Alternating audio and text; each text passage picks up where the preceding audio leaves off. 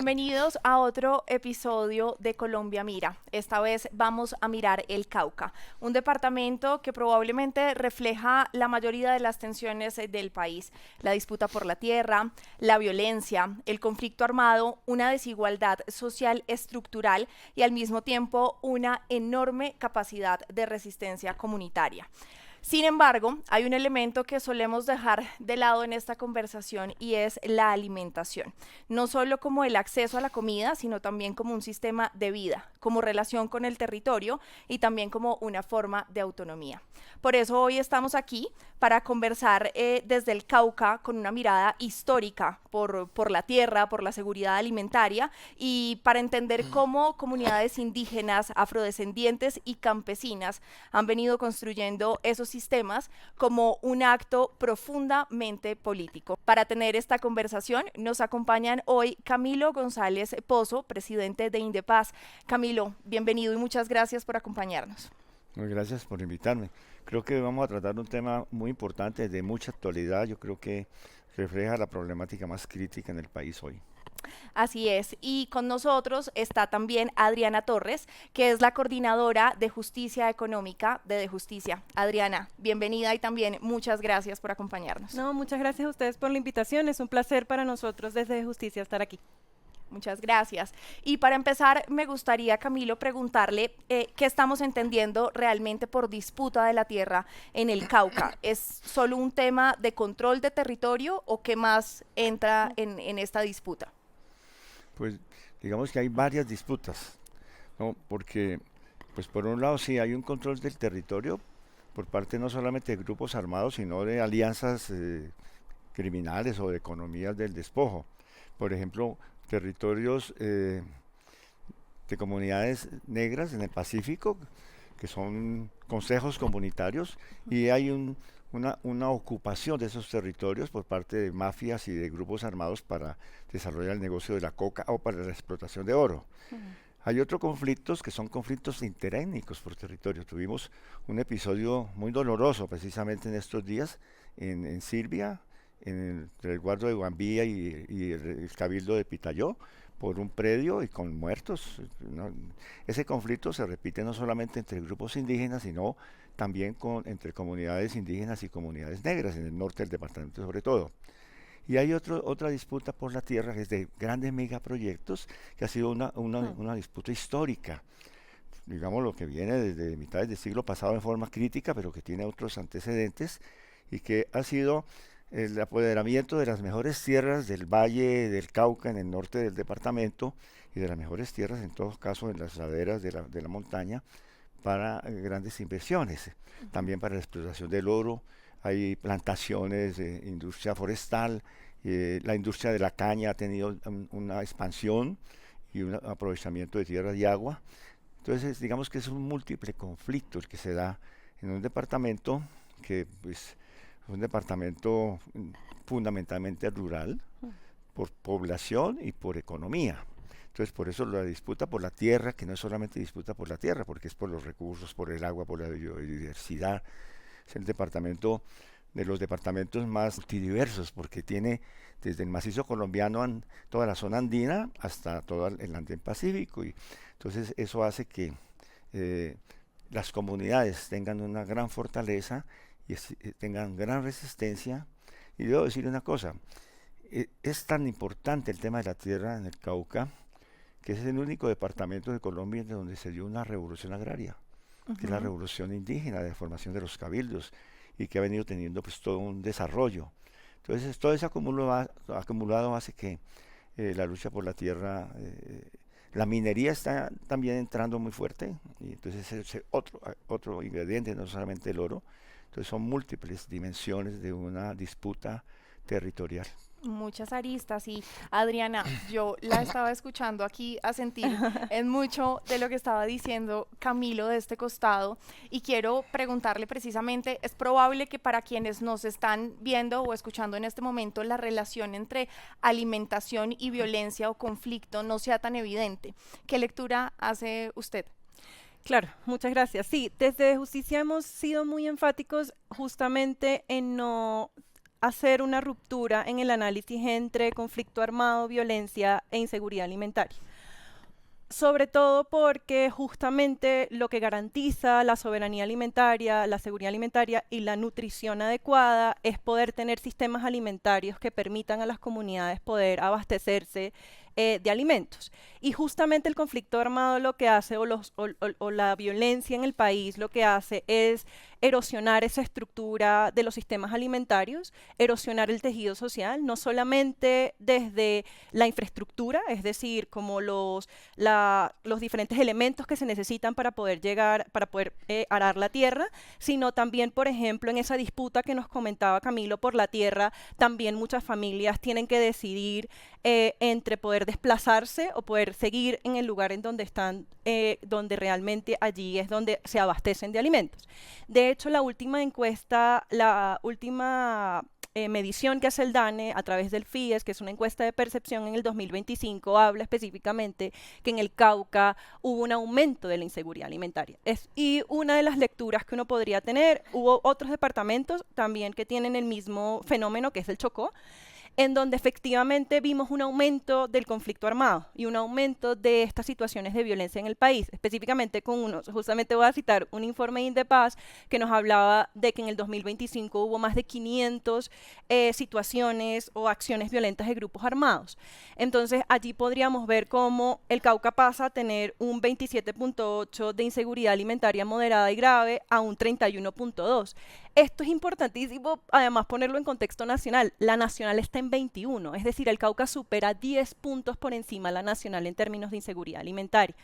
Ahora bien, si pasamos a una lectura realmente de la soberanía alimentaria en el Cauca, también tenemos que analizar, por ejemplo, temas como obesidad y sobrepeso. Y allí tenemos un vacío importante que desde Justicia hemos querido hacer un llamado de atención, y es, pues no sabemos cómo está la situación de malnutrición en el país en este momento. La última encuesta fue la del 2015 y ya nos venía diciendo que también habían situaciones preocupantes en términos de inseguridad alimentaria, específicamente en la ruralidad.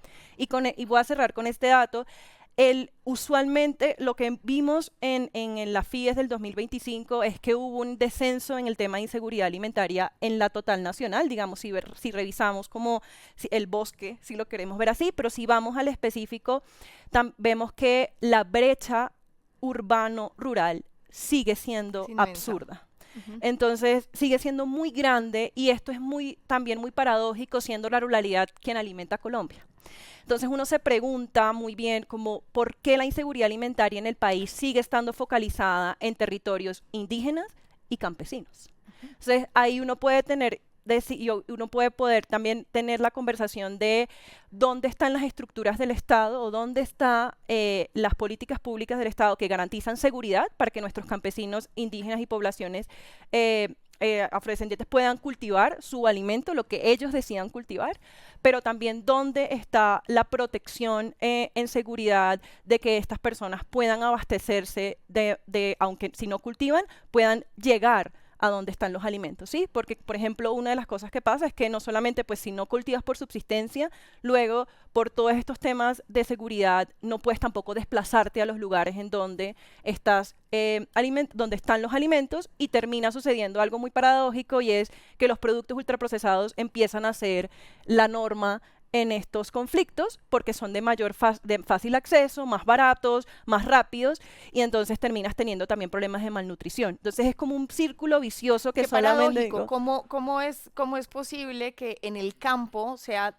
de más fácil acceso un paquete o la comida ultraprocesada y no los productos que vienen de la tierra? Y a mí me gustaría, de cara a quienes nos están viendo o escuchando, que hagamos una claridad, Adriana, de lo que tiene que ver con qué es la seguridad alimentaria y qué es la soberanía alimentaria. ¿A qué nos referimos cuando hablamos en estos dos términos? No, muchísimas gracias, porque eso me parece una claridad muy importante. En términos de seguridad alimentaria, que es, por ejemplo, lo que mide la FIES, es cuántos alimentos usted como colombiano o colombiana consume al día. Sí, es como el término de lo principal que mide la seguridad alimentaria es accesibilidad, ¿sí?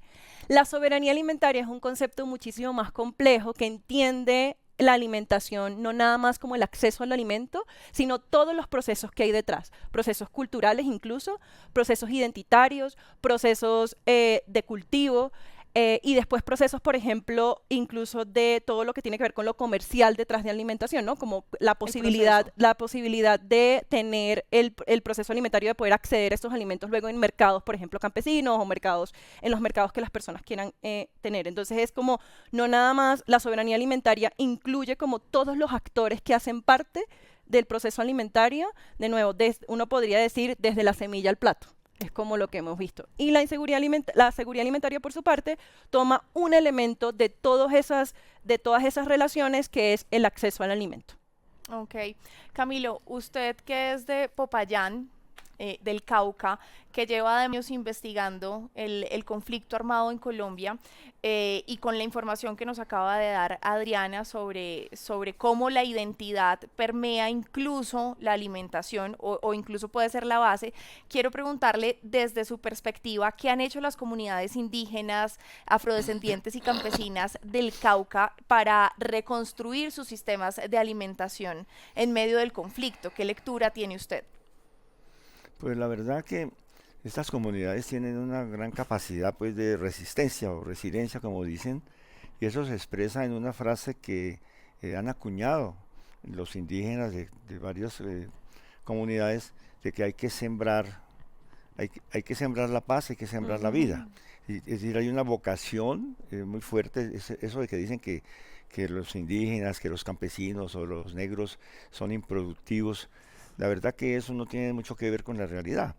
Si uno mira, por ejemplo, el pueblo Nasa, y les cuenta, eso es un estudio que hicimos con el CRIC, en ese momento con Henry Caballero, uno de los que ya murió, uno de los líderes allá, y se veía que descontando tierras de páramos y tierras de pendientes pues superiores a las que toleran alguna agricultura, y zonas de reserva, lo que quedaba para las familias era menos de una unidad agrícola familiar, es decir, lo que se define como necesario para que una familia obtenga la canasta básica y pueda sobrevivir.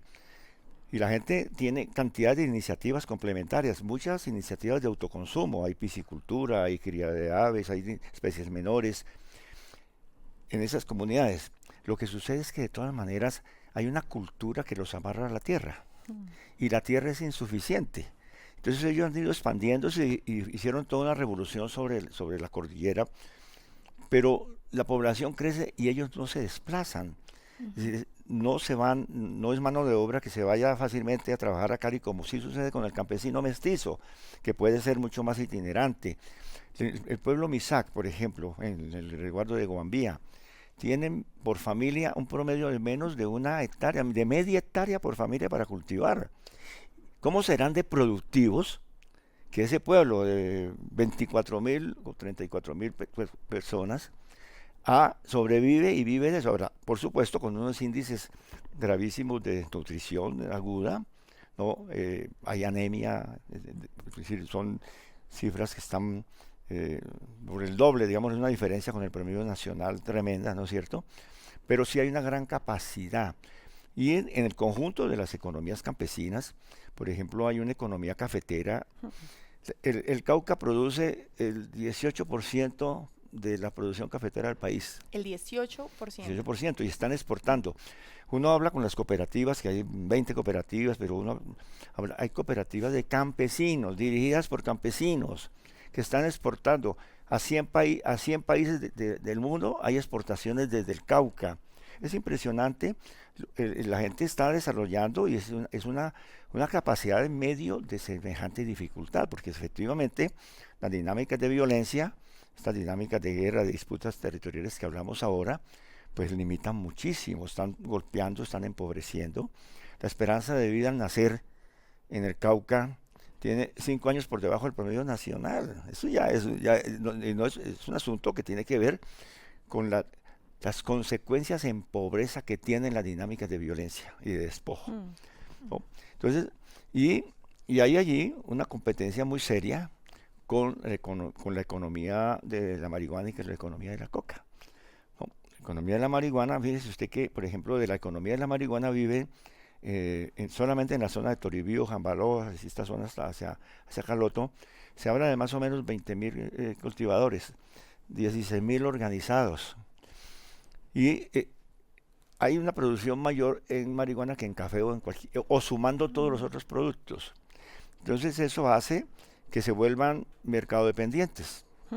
Entonces se dedica mucho esfuerzo, sobre todo de mujeres, al cultivo, por ejemplo, al cultivo de la marihuana.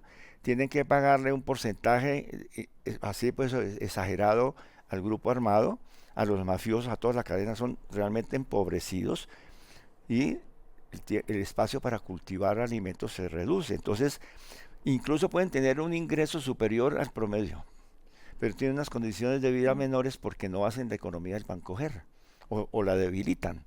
Entonces, ese, por ejemplo, es una problemática. Y lo mismo en la zona de la coca. Tenemos 30.000 hectáreas más o menos. Algunos dicen que menos, pero se ha crecido mucho la producción de coca. Y eso también es una lucha entre alimentación y coca.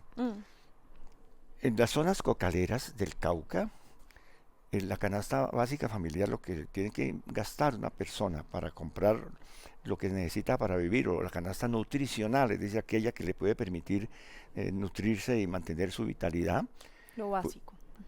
es mucho más cara que en Popayán, ¿no? Una bolsa de leche o lo que sea, o los huevos, lo que sea, tienen sobreprecios. Por un lado, porque se circula más dinero, pero por otra parte, porque los gastos de transporte y de comercialización pues, incrementan todo. Entonces hay un problema en que hay una trampa de la economía ilegal. Y ese componente de economía ilegal que circula distorsiona muchísimo las condiciones de vida de la gente y en realidad empobrece más, incluso con la ilusión de que tienen más ingresos, porque el problema no son los ingresos, sino las condiciones de vida. ¿Qué se compra con eso? ¿Cómo se alimentan? Entonces la gente reduce la dieta. ¿Qué es la anemia? La anemia es un déficit de hierro. Y que resulta que cuando hay un déficit de hierro en la primera infancia, eso produce Cantidad de consecuencias. una limitación de las capacidades cognitivas de la gente. Entonces, el impacto de toda esa complejidad que hay de relaciones entre economías ilegales y resistencias y toda esa situación, pues en definitiva lo que hace es empobrecer. Es decir, no es cierto que la gente mejore y que entonces porque va a recibir un promedio de un salario o 1.500.000 al mes un cocalero, va a vivir mejor que el otro campesino del lado que está recibiendo 800.000. No necesariamente, porque es como son todas las condiciones. Hay otro factor que pesa muchísimo, porque uno habla de la tierra, de los alimentos y uno habla del agua. El 60% de la población rural del Cauca no tiene agua potable. Entonces, desde el punto de vista del impacto en la salud y en todas las condiciones de vida, eso es algo es tremendo, ¿no? Y las condiciones sanitarias en general, es decir, hay una situación de déficit de satisfacción de necesidades básicas que eso también hay que tenerlo en cuenta. Es decir, las condiciones de seguridad alimentaria o de soberanía alimentaria no son simplemente condiciones de nutrientes en el cuerpo, sino son del conjunto de condiciones que hacen que la gente tenga capacidad vital. Y la capacidad vital es un complejo, ¿no? Y dentro de eso, yo creo que no son, bueno, el agua, pero también la fiesta, ¿no? Y otras condiciones también que hacen de la vida precisamente una vida más satisfactoria y por lo tanto nutricionalmente en el sentido también cultural de la palabra. Bueno, nosotros hemos hecho ya, digamos, hemos mostrado un gran panorama de la situación en el Cauca y ahora me gustaría pasar, Adriana, a preguntarle por política pública. Ya sabemos cuál es el panorama que hay que hacer. ¿Qué debería estar haciendo tanto el gobierno local como el gobierno nacional y cómo pensamos la política pública a largo plazo? Sí. Siento que nosotros, y lastimosamente en todo el país, somos muy cortoplacistas, pero ¿qué podemos hacer en el Cauca específicamente?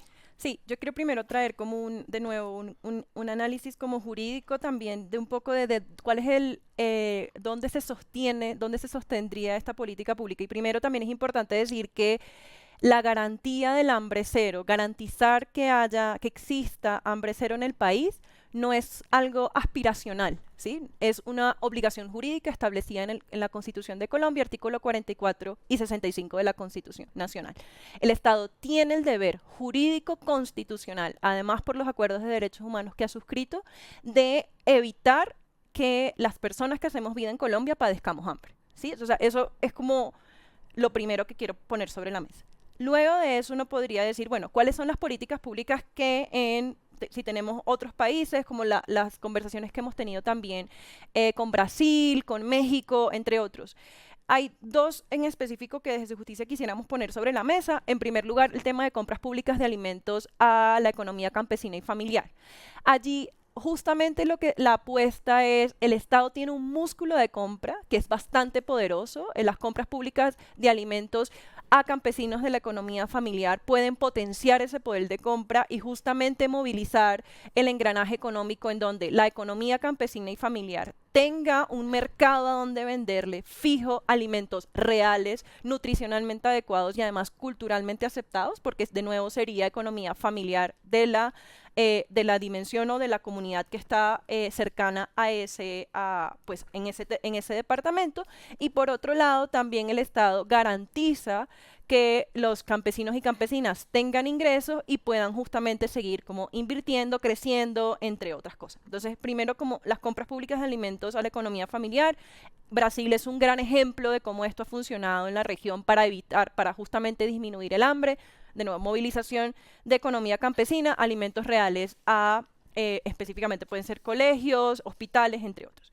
Otra política pública que también hemos visto que ha tenido resultados en el tema de la desnutrición es poder ubicar dónde están los subsidios a cultivos en específico que pueden potenciar la economía de nuevo, ¿no? Entonces tenemos, por ejemplo, tenemos papa, tenemos tubérculo, entonces, como que cuáles son esos cultivos en donde se necesita ahí de nuevo identificar dónde se necesita esa movilización de infraestructura, no solamente porque hay algo que es innegable y es que en los últimos años hemos tenido una entrega de tierras a campesinos y campesinas.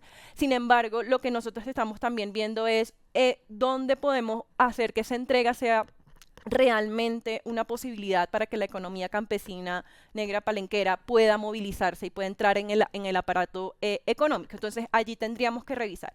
Y ya solamente, perdón, una ñapa para cerrar, también es la inseguridad alimentaria o sea, el tema es inseguridad alimentaria, como lo decíamos al principio, tiene que estar comprendido también por el derecho a una nutrición adecuada. La regulación de los ambientes escolares en términos de venta y publicidad de ultraprocesados es necesaria. También necesitamos regular la publicidad de ultraprocesados que está dirigida a niños, niñas y adolescentes, porque justamente estos productos tienen con un consumo reiterado efectos en la salud y estamos viendo efectos devastadores en niños y niñas. Y ahí, perdona, Adriana, te pregunto, es decir, las etiquetas que tenemos en este momento, ¿qué evaluación haces tú? ¿Son insuficientes? ¿Son para adultos y no son para niños? ¿Es el mensaje? No, el mensaje que quiero dar es, son insuficientes en el vacío. Y aquí y me explico. Es decir, si tenemos etiquetas que además, pues ahí podríamos tener otra conversación sobre las etiquetas. Otro debate completo. Podríamos tener otra conversación, pero las etiquetas en sí mismas cumplen un rol que es el de informar al consumidor de cuáles son los nutrientes críticos, es decir, sal, azúcar, entre otros. Sin embargo, esa información, si no es contrarrestada con una regulación a la publicidad de esos productos, que es específicamente dirigida a niños, niñas y adolescentes, que es donde vemos que mayormente está dirigida esta publicidad, lo que sigue sucediendo es que los niños y niñas, por influencia tan fuerte que tienen en la publicidad, es complejo que puedan modificar sus hábitos alimentarios de manera tan profunda y movilizarse a esa alimentación real. Y solo también para adicionar, es muy complejo porque estos productos ultraprocesados pues tienen elementos como son, no sé, saborizantes, edulcorantes, entre otros, que hacen que la sensación cuando uno los come sea mucho más, digamos, satisfactoria, si uno lo quiere ver en términos como muy concretos, que la alimentación real. Entonces, cuando tienes de nuevo esa competencia entre la publicidad que le hace que se dirige a niños y niñas y que además los niños y las niñas no tienen como la posibilidad de distinguir entre la publicidad y lo que realmente está haciendo el producto, tienes entonces también allí un problema de malnutrición que con las etiquetas no es suficiente como una política pública para atacar la malnutrición en Colombia, que está en aumento, definitivamente. Ok, Camilo, la misma pregunta para usted, por favor, en términos de política pública, ¿qué tenemos que hacer? ¿Qué necesita el Cauca?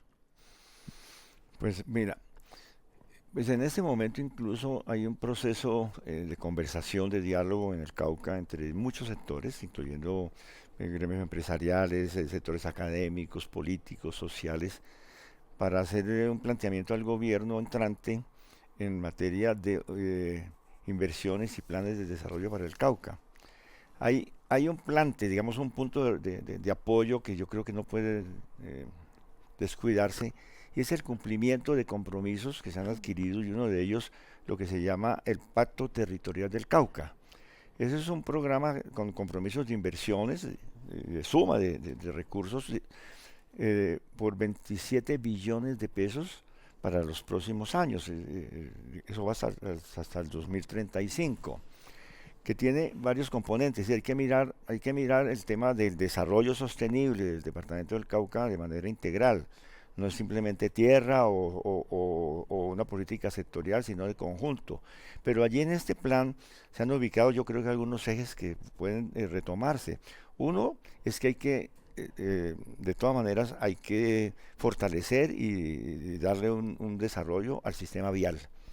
Se habla de la transversal del Libertador, que es supremamente necesaria, circuitos en el macizo y en otras regiones, la propia conectividad Cali y Piales, y vías terciarias y demás. Lo mismo que lo que habíamos comentado del tema del agua, cadenas productivas y la economía campesina, y economía de pequeña producción. En cadenas productivas, aparte de lo que te mencionaba del café, hay situaciones dinámicas en el departamento. Está la cadena láctea, hay una capacidad, pero tienen problemas por ejemplo, de frío. Si los sobrecostos para poder ubicar quesos o ubicar lácteos desde municipios que están muy cerca incluso de la Panamericana, pues son del 30%. No, hay posibilidades. Está demostrado, por ejemplo, en los estudios que la rentabilidad de ciertos productos agrícolas en pequeña economía es superior, si se calcula por hectárea o por un volumen de inversión, al de la coca. Por ejemplo, se ha demostrado por ejemplo, el limón Tahití, el cacao, el mismo café, la cadena del maíz, todos estos tienen mayores posibilidades, mayor rentabilidad que la coca. Hay decadencia de la coca en este momento en varias regiones del departamento. Entonces es un momento en el cual yo creo que se necesita un plan macrorregional. Y eso debe estar incorporado como un capítulo especial en el plan de desarrollo 2630. Es que se convierte en política nacional. Se necesitan recursos adicionales, no simplemente que se les sumen a los departamentos y se les agreguen lo que les corresponde por el sistema general de regalías. El Cauca tiene potencialidades incluso desde el punto de vista de los productos informáticos y del conocimiento. Hay 9 universidades. La población universitaria, por diferentes vías, me aterraba en una reunión con rectores, alguien mencionaba de los 220.000 personas asociadas en procesos de conocimiento. Incluso desde el Cauca se está exportando software. ¿Ah, sí? Por supuesto. La Facultad de Ingeniería Electrónica de la Universidad del Cauca es de las más importantes en esa materia, tiene unos desarrollos de investigación y están desarrollando productos aplicables con exportaciones de conocimiento incluso. Es decir, eso de ver que entonces el Cauca es simplemente un departamento campesino, indígena, rural, y que entonces no, hay una posibilidad de conocimientos importantísimos. El tema de la biotecnología y la relación con la biodiversidad es una potencialidad inmensa. El macizo colombiano va desde los nudos de los Pastos hasta la frontera con Tolima y Huila. El macizo colombiano es el que produce el agua para los ríos más importantes de Colombia, ahí nacen, ¿no es cierto? Y la biodiversidad es impresionante. Eso da cantidades de posibilidades, tanto en el conocimiento, en la investigación, turismo ecológico. Es decir, allí yo creo que no hay que mirar el tema simplemente de la producción de alimentos para suplir. Tiene que haber un conjunto de políticas para un desarrollo sostenible, donde se combine. Yo creo que hay una gran vocación de la economía campesina y de la economía indígena. No es llevarles el desarrollo, no, es crear condiciones para que se impulsen las potencialidades endógenas, las capacidades de la gente. Cambiar la perspectiva. Y no, sí, porque es que alguien dice, ¿qué es el desarrollo? No, que llegue una multinacional y invierta. Entonces el desarrollo lo ven, es como crear las dotaciones territoriales, carreteras, energía y otras condiciones para que entren las grandes inversiones. No, el gran potencial del departamento del Cauca es la gente que está allí, ¿no? Y por eso yo creo que el concepto tiene que ser ese, es con la gente, con las potencialidades que tiene, entonces sí, relanzar y tomar lo que se ha avanzado. Yo creo que, pero hay que solucionar el problema del conflicto. Y hay que atender el problema de la conflictividad, y eso requiere acciones en muchas dimensiones. En el Cauca se ha desarrollado la estrategia de guerra total más grande que se haya dado en los últimos 8 años. Guerra y guerra y guerra, y plata para eso, y no ha resultado. Y al lado se han hecho grandísimas inversiones, o se han proyectado inversiones. Inversiones en un lado y guerra en el otro, así tampoco resulta. Tiene que desarrollarse una política también de convivencia y de solución de estos conflictos, porque si no, mire, Que sea integral también. no, pero es que mire, el asunto es muy sencillo. Las posibilidades de comercio. Cada vez que se bloquea la Panamericana, que ponen una bomba, ahora en este mes hubo 20 atentados en la ruta de la Panamericana. Eso parece el estrecho de Hormuz, ¿no? ¿Y eso qué significa? Menor turismo, menor ocupación hotelera, más altos los costos para el transporte de insumos, mayor tiempo para la comercialización, ¿no? Entonces no se puede mirar el tema del desarrollo, de la nutrición, de la alimentación, el reclutamiento de jóvenes, las amenazas para las familias por el reclutamiento de jóvenes, eso también. Entonces hay que ver cómo se atiende de manera integral todo este conjunto de situaciones. Así es, Camilo. Y Adriana, para cerrar, porque infortunadamente ya se nos acaba el tiempo, me gustaría preguntarle qué es lo más urgente que nosotros no estamos viendo en esta conversación de violencia, territorio y alimentación. Eso qué es lo más urgente y que deberíamos resolver de primeras. Uy, es una gran pregunta. En términos de inseguridad alimentaria, ¿qué es lo que tendríamos que estar revisando? Es cuál es primero, para tener en el radar el costo, ya lo mencionaban también, el costo económico que tiene para el país la malnutrición. Yo creo que eso es algo que no tenemos en el radar, y es realmente la reducción de las capacidades físicas y cognitivas de nuestros niños y niñas y de las personas en general cuando tienen una experiencia de malnutrición es altísima. Entonces, el país no solamente desde un punto de vista, de nuevo, jurídico, porque tiene que cumplir con con ciertos estándares jurídicos, sino también desde el punto económico. Necesitamos poder recuperar a estas personas que están dentro de inseguridad alimentaria grave y moderada, para poder también tener en el aparato económico y poder movilizar al país hacia como mejores conclusiones de vida. Eso me parece que es como importante tenerlo en el radar. Otro tema importante y urgente que tenemos que resolver, y ya lo mencionaban también, es el tema del agua, ¿no? Justamente muchos de los territorios, el Cauca incluido, tienen problemas de agua potable, y el agua potable definitivamente es un conductor específico para la desnutrición. Si una persona no está bien hidratada, no puede absorber los nutrientes necesarios para su desarrollo físico y cognitivo. Entonces, debemos buscar también no separar el análisis de agua y alimentación. Por otro lado, también revisar cómo los más afectados, de nuevo, siguen siendo la primera infancia, las mujeres y los pueblos campesinos y rurales, y buscar, de nuevo, reparar. Porque algo que quería comentar también de lo que mencionaban anteriormente es que el conflicto también hace algo muy duro, y es erosiona el tejido social. Y la alimentación, justamente cuando uno se sienta, y piensen ustedes Lo como reconstruye. qué hace usted cuando se sienta a comer, ¿no? Como usted se sienta a comer en Navidad, en un cumpleaños, en una festividad, entonces eso construye tejido social. Entonces también ver la alimentación como la garantía del derecho a la alimentación como una posibilidad de reconstruir el tejido social que rompen algunos otros factores es importante y es necesario también para traer al país como otra conversación alrededor de lo alimentario, no nada más, y estoy muy de acuerdo, no nada más desde lo nutricional específicamente o desde lo jurídico, lo económico, sino también cómo se reconstruye el tejido social a través de la alimentación. Y ya para cerrar también, es importante que dentro del tema del derecho a la alimentación en los territorios podamos también preguntarle un poco a esas comunidades dónde, o sea, dónde están las trancas. Porque, por ejemplo, también en el tema de compras públicas, que ya hay una política pública andando, lo que hemos visto es la conflictividad también erosiona el tejido social y eso hace, por ejemplo, que la asociatividad de campesinos y campesinas también se vea afectada. Entonces, si tenemos políticas públicas que adelanten o que garanticen el derecho a la alimentación, pero no tenemos un tejido social sólido, pues en realidad en el largo plazo no vamos a poder sostener esas políticas. Entonces, es como una apuesta integral que nos permita tener en el radar que de Una nuevo... hoja de ruta. Exacto, que el derecho a la alimentación es muchísimo más complejo, pero que tiene un núcleo duro en la garantía de otros derechos, que sin el derecho a la alimentación es complejo poder realmente decir que estamos viviendo como una garantía de derechos constitucionales y jurídicos que nos permita también el desarrollo del país.